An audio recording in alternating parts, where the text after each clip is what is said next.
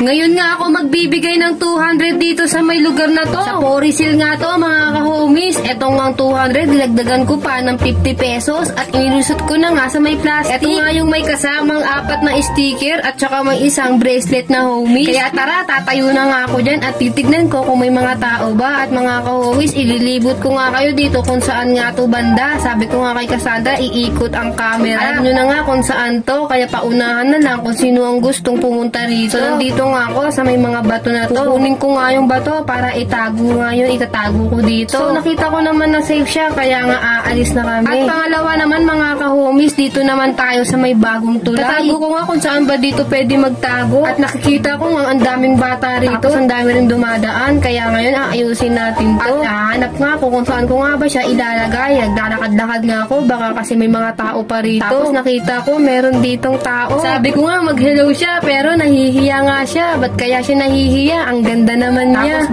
dito nga ako lulusot. Dito kasi ako maglalagay. Sinipa ko nga yung kahoy. Akala ko matataas ko siya. Kaso hindi. Kaya dito na lang ako naglagay sa ilalim ng kahoy. Kaya mga ka-homies, paunahan na nga lang sa makakakuha nito. Kaya ngayong nalagay namin mga ka-homies ay diretso nga agad kami sa may bayan dito sa may Nova Plaza. Para sana kumain kami kasi ngayong araw nga ang special day para sa aming dalawa kasi nga mansa rin namin. So habang nandito nga kami sa may escalator at sumayaw nga ako. Sabi ko nga si Cassandra din ay sumayaw. Tapos ayun nga lang yung ginawa niya, nagpa-cute. Tapos aakyat na ulit tayo dito sa may escalator. Papakyut na nga rin ako sa inyo. Tapos ngayon dito may nakakilala sa atin. Nag-hello nga siya at nangihingi nga siya ng sticker. At sakto naman may dala akong sticker kaya binigyan ko silang dalawa. Kimis, love you! Love you rin!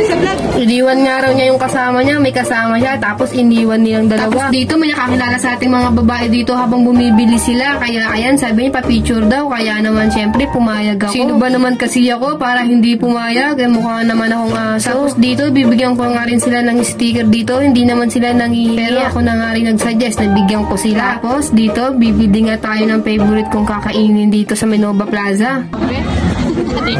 Hindi pa rin nagbago guys. Oh, sarap pa. Every time talaga mga ka-homies kapag nandito kami sa Nova Plaza. Ito talaga lagi in-order namin. Kasi tignan nyo ang dami na. Tapos masarap pa. Oh. Ako yung kinagandaan dito, may libre kaming juice. Kasi nung nakita si Cassandra order siya, sabi, uy si Sophie. Kain na kami guys. Ay papakita ko pala muna sa inyo yung juice na ibibigay. O libre yan po itong juice. Thank you po. Salamat po. Perfect talaga.